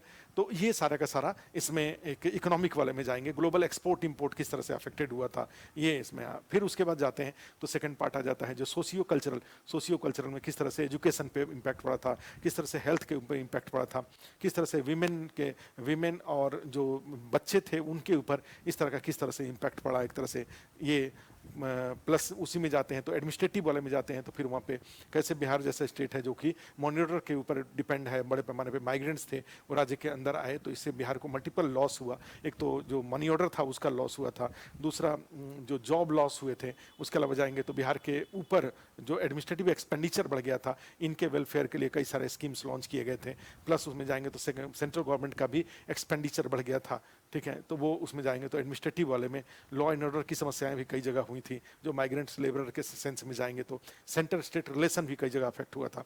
प्लस पॉलिटिकल जाएंगे तो पॉलिटिकल इम्पैक्ट में जाएंगे तो इसका ये सारे जो चैलेंजेस थे, जो स्टेट गवर्नमेंट्स थी उनका जो पॉलिटिकल फ्यूचर था वो भी अफेक्टेड हुआ था। तो इस तरीके से एक इसमें प्लस ग्लोबल इम्पैक्ट में जाएंगे तो ग्लोबल जो कहा जाए कि जो इन्वेस्टमेंट था वो अफेक्ट हुआ, जो एक्सपोर्ट इंपोर्ट था वो इम्पैक्ट हुआ, जो ट्रैफिक थे वो ट्रैफिक इम्पैक्ट हुए, जो टूर ट्रैवल था, जो टूरिज्म था वो अफेक्ट हुआ था, जो लोगों के आने जाना जो अफेक्ट हुआ था। इस तरह से मेडिसिन जो कहा जाए कि तरह से सप्लाई चेन जो था, चाइना ने अपने यहाँ एकदम लॉकडाउन किया और जो बहुत सारी चीज़ों का जो रॉ मटेरियल था जो चाइना से जाता था वो एकदम से रुक गया, इससे सप्लाई चेन इम्पैक्ट पड़ा, ठीक है। वैक्सीन जैसे नए एक बिजनेस के रूप में इमर्ज किया, ग्लोबल कोऑपरेशन की का डिमांड किया वैक्सीन में जाएंगे तो इस तरीके से ये इम्पैक्ट वाली बात थी।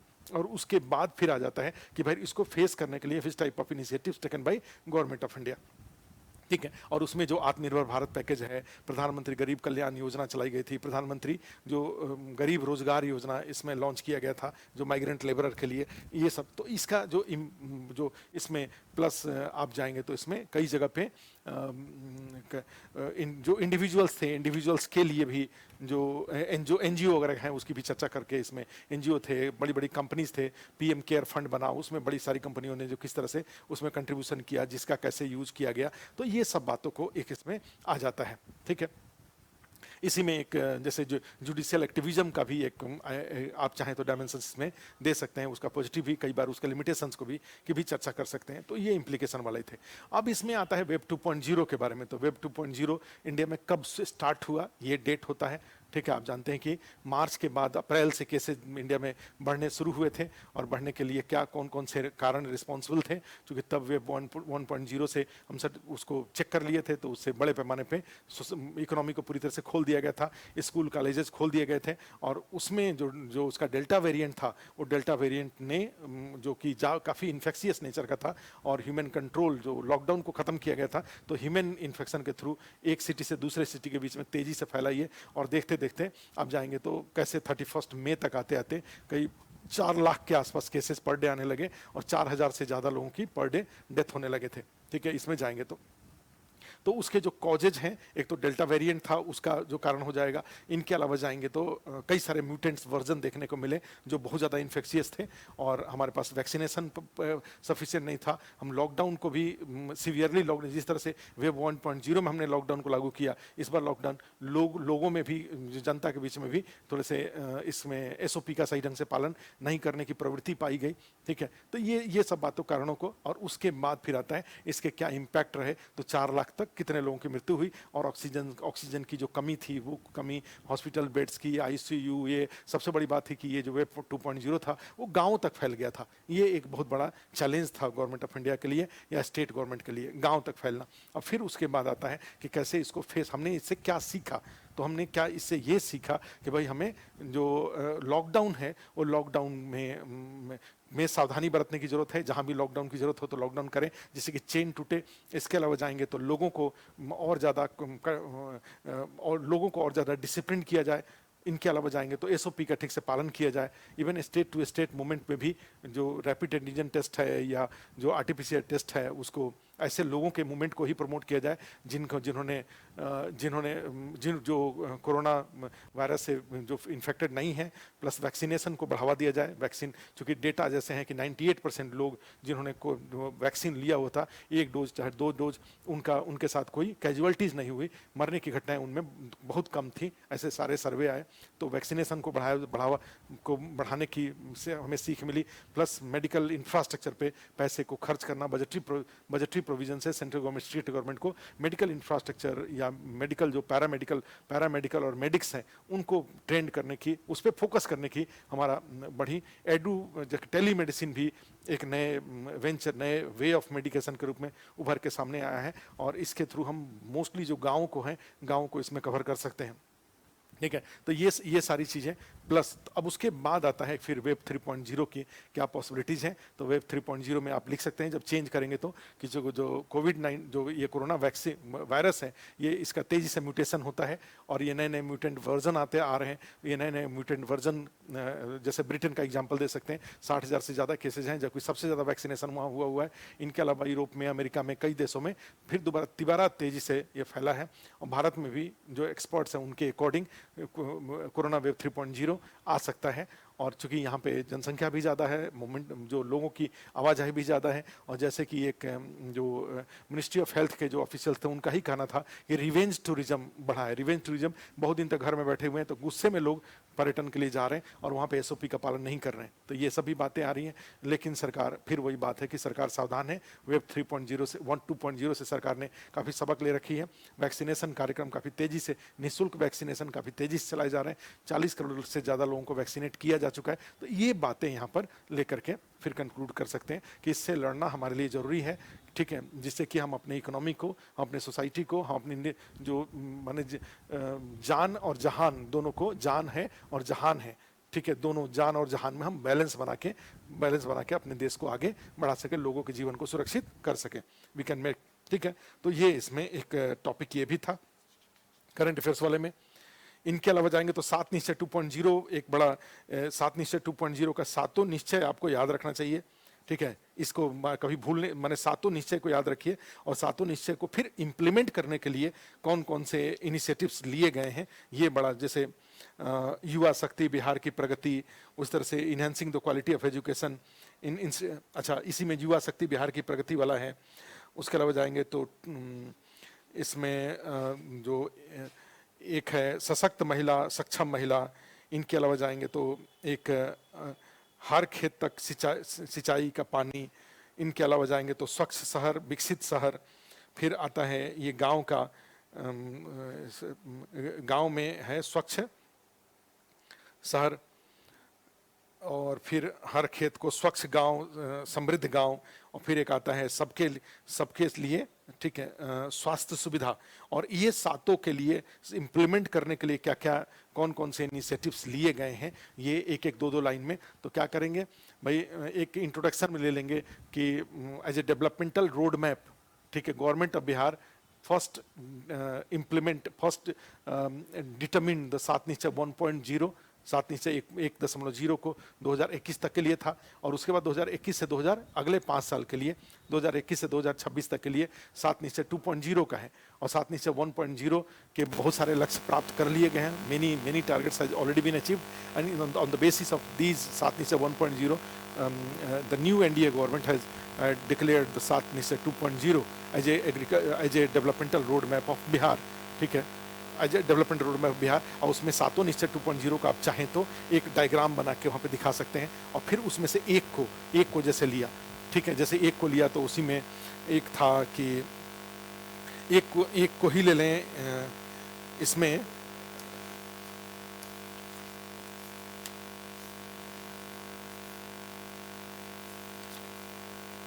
एक को ले लें तो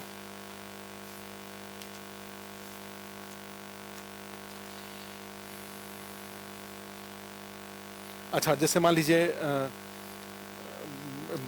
ये महिलाओं वाला ही अगर मुद्दा को अगर एक ले लेते हैं, युवा शक्ति बिहार के प्रगति वाला एक ले लेते हैं, तो उसमें कई सारे पॉइंट्स हो जाते हैं। जैसे उसमें संस्थानों में गुणवत्ता बढ़ाना, जो improve the quality of institutes, हर जिले में मेगा स्किल सेंटर्स खोलना, टूल रूम को खोलना, ठीक है। स्किल डेवलपमेंट के लिए बहुत सारे इनिशिएटिव्स इसमें आ जाते हैं। सशक्त महिला, सक्षम महिला में जाते हैं तो उसमें उनको जैसे एजुकेशन को प्रमोट करने के लिए जो कई सारे इनिशिएटिव्स आते हैं। फिर एम्प्लॉयमेंट को प्रमोट करने के लिए जो रिजर्वेशन वाली बात आती है, सेल्फ एम्प्लॉयमेंट को प्रमोट करने के लिए जैसे महिला उद्यमिता जो स्कीम लॉन्च किया गया है, जिसमें कि जो लोन, जो इंटरेस्ट फ्री लोन को लोन दिया जाता है, ठीक है। तो ये सब बातें, तो ये सब बातों को आप चाहें तो जैसे एक मेन लिखा और उसको इम्प्लीमेंट करने के लिए जो इनिशिएटिव्स है उसको पैर बना बना के लिख लिया, तो विजिबिलिटी बढ़ जाएगी। सबसे पहले क्या किया, 7 निश्चय 2.0 का भी पैर टेबल में ही बनाया।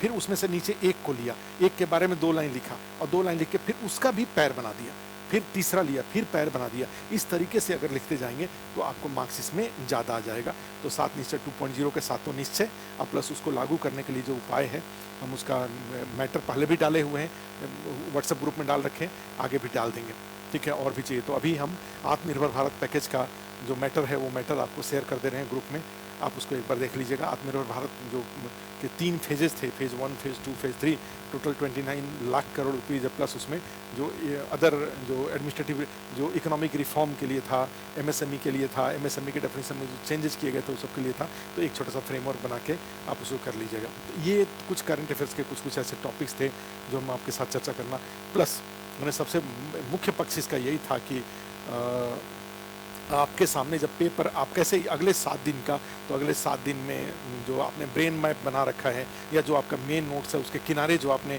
कुछ उस पैरा का जो हेडलाइन नोट कर रखा है, अब उसको पढ़िए, उसको बार बार लिख के पढ़िए, याद करिए सिर को ऊपर करके। मैंने कुछ कुछ पॉइंट्स को आप सोच भी सकते हैं। जैसे मान लीजिए हमने जैसे कॉपी में हमारे 7 निश्चय 2.0 का सारे 7 निश्चय लिखे हुए हैं, हमने क्या किया, सिर को थोड़ा ऊपर किया, ऊपर करके 7 निश्चय 1.0 में ये निश्चय है, ये है, ये है, ये है, इस तरीके से 7। तो अगर 7 याद आ जा रहा है तो ठीक है। फिर चूंकि जब 7 निश्चय 2.0 पूछेगा तो 7 निश्चय लिखेंगे और उसके लिए 2-2 लाइन लिखेंगे तो ज़्यादा। तो 2-2 लाइन लिखना वो तो आसान है, लेकिन वो 7 निश्चय का एग्जैक्ट टर्म होना चाहिए। तो उसी तरह से और कोरोना वेब 2.0 के लिए जो आपने डेडलाइन लिखा है, गवर्नमेंट के जो इनिशिएटिव्स हैं उसको लिखा है, एक बार सिर लिख के बार बार उसको, तो इसके ये कंटेंट जो बास्केट बन जाएगा कंटेंट का, तो एग्जाम हॉल में आंसर में कहीं भी किसी भी तरह के क्वेश्चन में, जैसे रिलेवेंट क्वेश्चन जो आता है उसमें ये बास्केट से कंटेंट निकाल के आप आंसर को लिख सकते हैं। तो ये 7 दिन में ये काम करिए। एग्जाम हॉल में जब बैठिए तो एग्जाम हॉल में पेपर को देख के बिल्कुल घबराने की जरूरत नहीं है। जब पेपर सामने आए एकदम पैनिक नहीं होना है। वो 3 घंटे के परफॉर्मेंस से ही आपका, और सबसे बड़ी बात है घबराना किस बात का है। 900 नंबर के पेपर में 500 नंबर तो चाहिए हमें। 500 नंबर का मतलब क्या होता है, सोच के देखो ना। 900 में 500 नंबर चाहिए तो कितना परसेंट हुआ?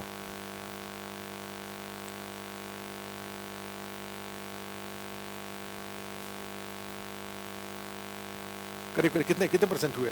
करीब 55% के आसपास हो रहा है, ठीक है। तो ये 55% की देखो किस तरह से दबाव में, इतना सिंपल सा फार्मूला हमको नहीं, हम भी थोड़े आप प्रेशर में आ रहे हैं। तो अभी तो डेटा इंटरप्रिटेशन में इसी तरह से प्रेशर में आ जाते हैं। तो क्या हुआ, 500, ठीक है, इंटू 100 डिवाइडेड बाई 900, यही है ना। तो ये 2 को काट दिया तो 9 × 5, तो कितना हो गया 5 और फिर 5, 55% के आसपास टोटल मार्क्स चाहिए, ठीक है। तो 55% ही तो चाहिए। 55% तो बीए में आ जाता तो आप नाराज हो जाते कि मेरा 55% नंबर आया है। तो सोचो 900 में, और ऐसा कोई क्वेश्चन भी उसमें नहीं आना है जिससे कि ये 55% आपको ना आए, ठीक है। तो 55% नंबर बहुत ज़्यादा मार्क्स नहीं होता है। 55 से 60% के आसपास 60 मैंने मार्क्स लाना है आपको, और ये आप हमेशा लाते रहे हैं। ग्रेजुएशन में लाते रहे हैं, इंटरमीडिएट में लाते रहे हैं, क्लास 10 में लाते रहे हैं, तो इसमें भी इसमें क्यों नहीं आएगा, आ जाएगा। ग्रेजुएशन के पेपर तो फिर भी थोड़े डिफिकल्ट आते थे। विलियम हेस्टिंग्स पे क्वेश्चन, वो जो वारेन हेस्टिंग्स था उस पर क्वेश्चन पूछ देता था, कई बार कर्नवालिस पे क्वेश्चन पूछता था। यहाँ तो ऐसा भी नहीं है, तो पूरे 1857 पे क्वेश्चन पूछेगा, पूरे चंपारण पे क्वेश्चन पूछेगा, पूरे सिविल डिसोबीडियंस पे, क्विट इंडिया मूवमेंट पे क्वेश्चन पूछेगा, या बड़े इंडो तो यूएस रिलेशन पे क्वेश्चन पूछेगा, ठीक है, या उसी तरह से अफगानिस्तान प्रोसेस पे क्वेश्चन पूछेगा। देश के अंदर आ रहे हैं तो फिर आपका कोरोना वेब 2.0 पे क्वेश्चन पूछेगा। तो ऐसे ऐसे तो बड़े बड़े टॉपिक तो पूछे जाएंगे, और वो आप बार बार पढ़ रहे हैं, पीछे 6 महीने से पढ़ रहे हैं, तो आंसर में कोई अब ये बात है कि वो 3 घंटे में बैठ के एकदम शांति से बैठ के कैसे उसको आप परफॉर्म करेंगे, आप उसको अच्छे से जो आपने पढ़ रखा है उसको अच्छे से नोट कर देना है बिना पैनिक हुए हुए। और ये जो जीएस पेपर 1 में जो हमने स्ट्रेटजी, अभी भी 7 दिन समय है, एक बार एक्सपेरिमेंट करके देख लीजिए कि पहले आपको हिस्ट्री और करंट अफेयर्स के 6 क्वेश्चन लिखने हैं कि डीआई लिखना है, ठीक है। ये दोनों में से क्या करना है आपको पहले से डिसाइड करके वहाँ पे जाइए और वहाँ पे फिर जाकर के उसको इम्प्लीमेंट करिए। मेरा सजेशन यही होगा कि जो आईआईटीएंस नहीं है, जो भी इंजीनियर नहीं है, जो साइंस जिनका डेटा इंटरप्रिटेशन पे हाई कॉन्फिडेंस नहीं है, वो पहले ये 6 क्वेश्चन को लिख लें, उसके बाद डीआई को करें, ठीक है। आधा घंटा 45 मिनट में डीआई, 45 मिनट समय लास्ट में जरूर बचाएं। 6 क्वेश्चन लिखने, 2 घंटे में 6 क्वेश्चन लिख लीजिए, 45 मिनट बचा लीजिए। तो यही मेरी तरफ से था। और कोई दिक्कत हम लोग जूम मीटिंग करेंगे, जूम मीटिंग आजकल में ही जूम मीटिंग कर लेंगे, जो भी आपके और कुछ क्वेरीज हैं उसको। अदरवाइज हमने फिर सारे जो भी अभी चूँकि कोरोना का टाइम था, कोरोना के टाइम पे कोई भी प्रत्यक्ष संपर्क में नहीं थे, हमने जो भी क्लास नोट्स थे 66 के लिए, इंग्लिश का, हिंदी का, वो सब ग्रुप में शेयर करा दिया है, व्हाट्सएप ग्रुप में शेयर करा दिया। क्वेश्चन पेपर भी जो 5 लास्ट के जो 5 क्वेश्चन पेपर थे वो भी ग्रुप में शेयर करा दिया है, आप उसको प्रैक्टिस करेंगे। और भी क्वेश्चन आपको चाहिए तो, और कुछ मैटर भी बनता है तो वो मैं आपको ग्रुप में शेयर करते चलता हूँ। अब बाकी अब हम लोगों पर नाराज़ होने के बदले आप पॉजिटिव माइंड के साथ जाकर मेंस का एग्ज़ाम दीजिए, और एग्ज़ाम दे करके क्वालिफाई। देखो, ज़्यादा पैनिक हो गए, नाराज़ हो गए तो ही गड़बड़ होता है, अदरवाइज एकदम धीर गंभीर होकर के, कूल होकर के एग्ज़ाम देंगे तो 500 नंबर लाना है। 500 नंबर कोई बहुत ज़्यादा नंबर नहीं होता है 900 में। और 900 भी क्या, 1200 नंबर का क्वेश्चन पेपर आता है। 900 के तो लिखने होते हैं आपको, 1200 में 500 लाना है, सोच के देखो 40% नंबर लाना है।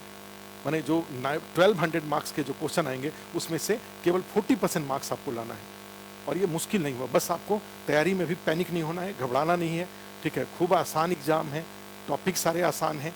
आप जो जितना विजिबल टॉपिक्स हम लोगों ने कहा है उसको बार बार पढ़ के जाइए, उस नॉलेज को यूज करके भी आप खूब आराम से ये 40-45% नंबर आपको आ जाएगा। आप पैनिक हो गए, कोचिंग पर गुस्सा करोगे, किसी टीचर पर गुस्सा करोगे, किसी इतर मित्र पर गुस्सा करेंगे, ये नहीं हुआ, वो नहीं हुआ, ऐसे हो गया, वैसे हो गया, ठीक है, तो फिर तो उससे क्या फ़ायदा होगा। फिर वो पता चला कि 40-45% नंबर भी नहीं आएगा, ठीक है। तो इसलिए हम लोगों का पूरी शुभकामना, शुभेच्छा, सारे जो टीचर्स आपके साथ जुड़ करके बीपीएससी 66 मेंस का काम कराने में लगे। हम लोगों ने फाइनली होते होते अपना सिलेबस कंप्लीट करा लिया, ठीक है। ये हम इससे भी थोड़े सेटिस्फेक्शन है, कुछ कमी रह गई होगी, उसके लिए भाई अब उसके लिए माफ़ करते हुए अब अपने भविष्य को आगे के लिए आगे बढ़ाइए, एग्ज़ाम अच्छे से दीजिए, और इंटरव्यू देने के लिए फिर वापस लौट के आइए। हम लोग इंटरव्यू की तैयारी अच्छे से कराएंगे, जैसा कि बीपीएससी 65 का इंटरव्यू का तैयारी करा रहे हैं। और बीपीएससी 65 के जो 66 का मेंस जिनको दे रहे हैं और 65 का इंटरव्यू भी है, वो 2 घंटे 2.5 घंटे टाइम जरूर 65 के लिए स्पेयर रखें। और फिर जो लास्ट 25 तारीख से लेकर के जो मेंस का है तब तक अपने, अदरवाइज़ हमेशा एक मॉक अगर देख रखे हैं तो उससे आपको पता चल चुका है कि जब ऑप्शनल की तैयारी करेंगे तो उसमें चीज़ें अंडरलाइन होती रहेंगी कि भाई हमसे इंटरव्यू में ये चीज़ पूछा जा सकता है, तो उसको थोड़ा ध्यान में रखिए। और जा कर के 2 अगस्त से जो इंटरव्यू आ रहा है उस इंटरव्यू को भी अच्छे से फेस करिए। हमारी तरफ से, पूरी टीम आस्था इसकी तरफ से आप सभी को बीपीएससी 66 मेंस के एग्ज़ाम के लिए बहुत बहुत शुभकामना, बहुत एक तरह से प्रोत्साहन, शुभेच्छा, जिससे कि आपका एग्ज़ाम अच्छा हो। धन्यवाद, थैंक यू।